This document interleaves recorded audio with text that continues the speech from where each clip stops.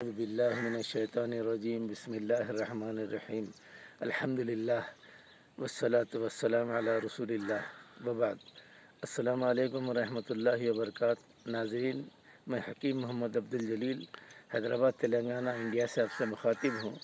آج جس عنوان کے تحت گفتگو کرنی ہے وہ ہے نوجوان لڑکوں کے لیے جو جم کو جاتے ہیں، یا وہ حضرات جو موٹے ہونا چاہتے ہیں، یا وہ صاحبین جس ٹی بی کی وجہ سے یا کسی امراض کی وجہ سے بدن ان کا بالکل گوشت کم ہو گیا ہو، یا وہ لڑکیاں کسی وجہ سے دبلی ہو گئی ہوں، الحمدللہ یہ اطباء کا بہت زبردست نسخہ ہے، وہ آپ تک فراہم کیا جا رہا ہے۔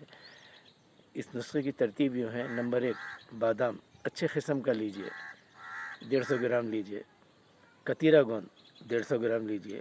شکر امراوتی کی آتی ہے وہ لیجئے 150 گرام، اور 150 گرام نشاستہ لیجئے۔ یہ جو نشاستہ ہے یہ گیہوں سے بنتا، اگر آپ کو اویلیبل ہے بازار میں کسی ایماندار تاجر کے پاس تو لیجئے، ورنہ وہ لوگ کوئی اور پاؤڈر دے دیتے آپ کو، تو آپ کیا کیجئے، آٹا جیسا گوندتے گھر میں، اسی طرح سے عورتوں کو کہیے کہ گوندیں اور اس میں پانی ڈالیں، جو گوندتے رہیں گے تو پانی تھوڑا سا پتھر پہ گوندتے ہوئے وہ پتھر کو تھوڑا کراس کریں، اور نیچے کوئی بڑا تشت رکھیں جس کے اندر یہ پانی گرتا رہے۔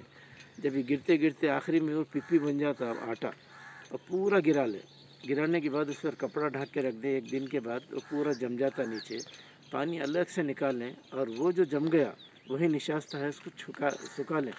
انشاءاللہ العزیز جس کو موٹے ہونا ہے، اگر 3 مہینے سے 6 مہینے تک اگر کوئی مسلسل کھائیں گے، بنصرت اللہ موٹے ہو جائیں گے اللہ کے کرم سے۔ لیکن اس میں پرہیز یہ ہے، کھٹے کی کثرت سے بچیں، اور کڑوے چیزیں نہ کھائیں، اور سخت بستر پر نہ سوئیں، اور احتیاط یہ رکھیں کہ کھٹاس سے خاص طور سے احتیاط رکھیں۔ اگر بھوک لگی تو کھانا کھائیں، ورنہ مت کھائیں۔ صحابہ کرام رضوان اللہ تعالیٰ علیہم اجمعین کا خطبہ یہ تھا کہ اگر وہ بھوک لگتی تو کھاتے تھے، ورنہ روزہ ہے سمجھ کے رہ جاتے تھے اسی حال میں۔ الحمدللہ رب العالمین۔